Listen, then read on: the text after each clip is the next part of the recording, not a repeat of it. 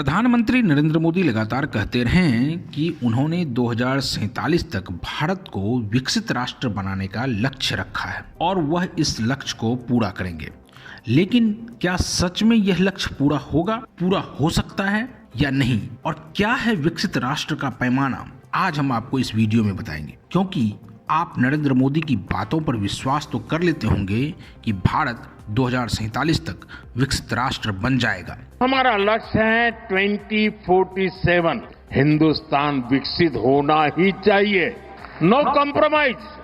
आजादी के 100 साल हम ऐसे ही नहीं बिताएंगे, आजादी के 100 साल ऐसे बनाएंगे कि दुनिया में विकसित भारत का झंडा फहरता होगा। पैमाना क्या है विकसित राष्ट्र बनने का, इस पर आपने अभी तक गौर नहीं किया है।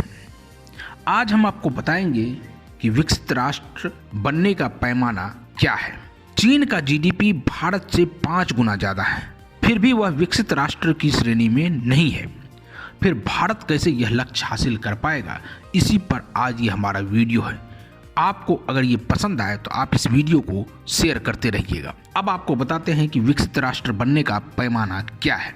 किसी भी देश के विकसित राष्ट्र बनने का पैमाना मुख्य रूप से सकल घरेलू उत्पाद और प्रति व्यक्ति औसत आय को माना जाता है, साथ ही सभी के लिए समुचित शिक्षा का इंतजाम हो। अब इसमें अलग अलग पैमाने हैं। हम आपको दोनों पैमानों के बारे में, खास करके जो यूएन की जो 3 कैटेगरी है उसके बारे में, और जो विश्व बैंक का क्या पैमाना है उसके बारे में आपको विस्तार से बताएंगे। विश्व बैंक दुनिया के देशों को विकसित, विकासशील, अविकसित उसकी आय के आधार पर मानता है। इस आधार पर वह देशों को 4 भागों में बांटता है। निम्न यानी लो, निम्न मध्यम यानी लोअर मिडिल, उच्च मध्यम यानी अपर मिडिल और उच्च यानी हाई। यह पैमाना हर साल 1 जुलाई को अपडेट होता है। इसे पिछले कैलेंडर वर्ष के प्रति व्यक्ति सकल राष्ट्रीय आय यानी ग्रॉस नेशनल इनकम यानी GNI के आधार पर तय किया जाता है। GNI अमेरिकी डॉलर में गिनी जाती है और इसकी गणना 1989 के एटलस मेथड से की जाती है। विश्व बैंक ने $14,005 प्रति व्यक्ति GDP वाले देशों को हाई इनकम ग्रुप में रखा है। यानी आप समझ सकते हैं कि अगर आपकी प्रति व्यक्ति आय $14,005 प्रति व्यक्ति है, तब तो आप हाई इनकम ग्रुप यानी कि विकसित देशों की श्रेणी में आ सकते हैं। अगर ऐसा नहीं है तो आप बिल्कुल भी नहीं आएंगे। एटलस मेथड में करेंसी एक्सचेंज रेट 3 साल में आय उतार चढ़ाव के औसत के आधार पर तय होता है। इस आधार पर 2023 में 12% देश लो इनकम कैटेगरी में और 40% हाई इनकम कैटेगरी में रखे गए थे। 2023 के विश्व बैंक के आंकड़ों के मुताबिक हाई इनकम वाले सबसे ज्यादा 40 देश यूरोप और मध्य एशिया में हैं। दक्षिण एशिया में एक भी देश इस कैटेगरी में नहीं है।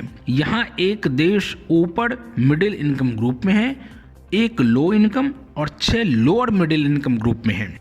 अब यूएन की 3 कैटेगरी कौन कौन सी है उसके बारे में आपको बता देते हैं, फिर आपको पता चलेगा कि आपका देश यानी भारत उस कैटेगरी में आएगा या नहीं आ पाएगा, जिसको लेकर लगातार प्रधानमंत्री ये कहते रहते हैं कि 2047 तक भारत विकसित राष्ट्र बन जाएगा। संयुक्त राष्ट्र संघ यानी यूएन अर्थव्यवस्था के लिहाज से देशों को 3 कैटेगरी में रखता है।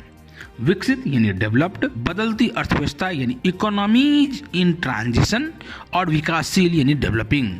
विकसित राष्ट्र बनने के लिए क्या होना चाहिए, कोई देश विकसित है या नहीं, यह मुख्य रूप से इसी बात पर निर्भर करता है कि उस देश की जनता कितनी समृद्ध है और उसके पास कितने संसाधन हैं। देश के विकास का स्तर मुख्य रूप से प्रति व्यक्ति आय, प्रति व्यक्ति GDP, कल कारखानों की संख्या, आम लोगों का रहन सहन और तकनीकी बुनियादी ढांचा पर निर्भर करता है। इस लिहाज से चीन भी विकसित देशों की सूची में नहीं है।